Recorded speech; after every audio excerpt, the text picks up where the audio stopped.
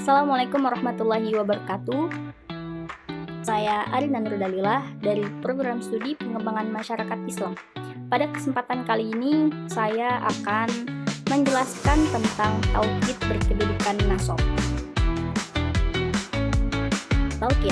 Tauhid termasuk dalam kelompok tawabi', yang dimana tawabi' ini dalam bahasa Arab berarti pengikut dan merujuk pada beberapa jenis kata dalam bahasa Arab yang mengikuti aturan i'rab atau bentuk kata yang berubah dari kata yang mendahuluinya, yang artinya tawabi' merupakan kelompok jabatan kata dalam kalimat yang tanda i'rabnya tidak mutlak.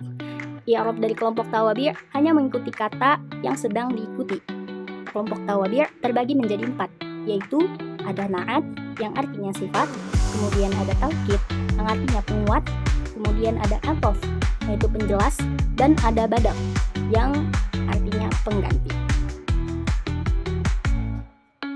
Pada kesempatan kali ini yang saya akan jelaskan adalah tentang taukid, yang dimana taukid secara bahasa yaitu menguatkan. Pengertian taukid. Taukid ialah isim atau kata yang mengekor kata yang dikuatkan atau lil muakkad, baik dalam keadaan rofaknya, nasobnya, khofatnya, dan ma'rifatnya.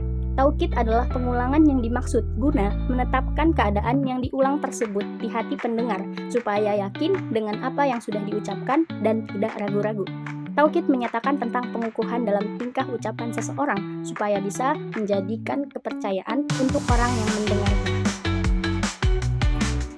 Penguat di sini bukan berarti menekankan makna suatu kata seperti inna yang artinya sungguh-sungguh, tetapi penguat atau penekanan di sini merujuk pada beberapa kata seperti berikut ini, yakni ada an-nafsu, al-ainu, kullu, dan ajma'u, yang dimana terbagi menjadi 2 golongan.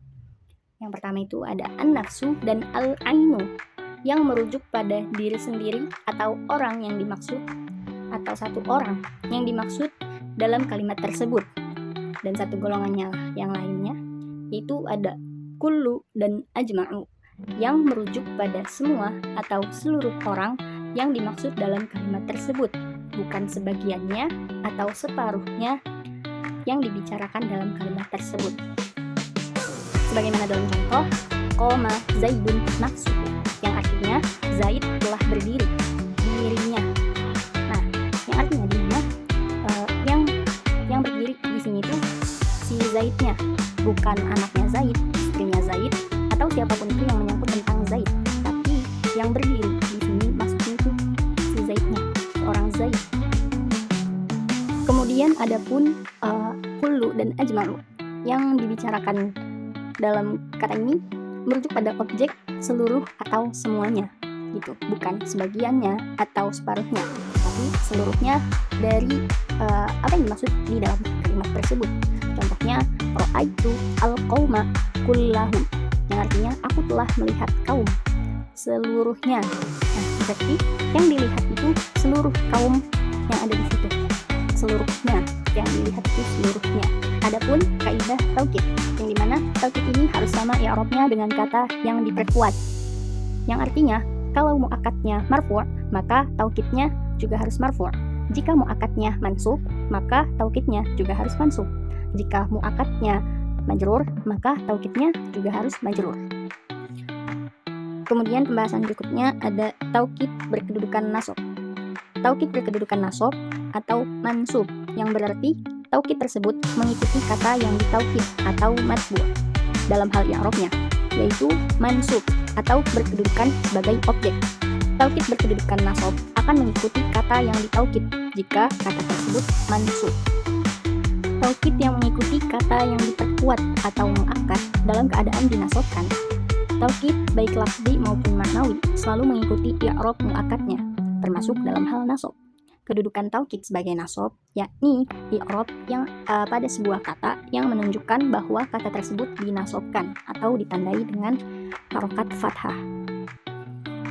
Kemudian terdapat contoh taukid berkedudukan nasab yang disebutkan dalam kalimat akramtu ad-dhaifa ainahu, yang artinya aku memuliakan tamu itu sendiri. Kenapa disebut taukid berkedudukan nasab? Karena dalam kalimat tersebut terdapat lafaz ad-dhaifa ainahu, di mana letak kedudukan nasabnya? Itu terdapat di pada huruf fa, itu dia berharokat fathah. Maka jika muakkadnya itu mansub atau nasab, maka taukidnya juga harus nasab, yaitu ainahu. Maka di lafaz ad-dhaifa ainahu itu dia menjadi nasab atau taukid yang berkedudukan nasab. Kemudian juga terdapat dalam Quran surah Ali Imran ayat 154 yang bunyinya Qul innal amra kullahu lillah, yang artinya sesungguhnya urusan itu seluruhnya di tangan Allah. Nah, dalam kalimat ini kenapa disebut taukid berkedudukan nasab? Karena pada lafaz tersebut ada lafaz innal amra kullahu. Innal amra kullahu. Lafaz tersebut memiliki kedudukan nasab karena berharokat fathah. Nah, sama seperti tadi, jika muakkadnya mansub, maka taukidnya juga akan menjadi mansub atau nasab yang berharokat fathah. Dan dari artinya juga ditegaskan bahwa penegasan dari kata seluruhnya. Maksudnya apa itu seluruhnya itu apa? Seluruhnya itu urusan yang di tangan Allah. Seluruh urusan kita itu di tangan Allah. Demikian penjelasan singkat dari saya.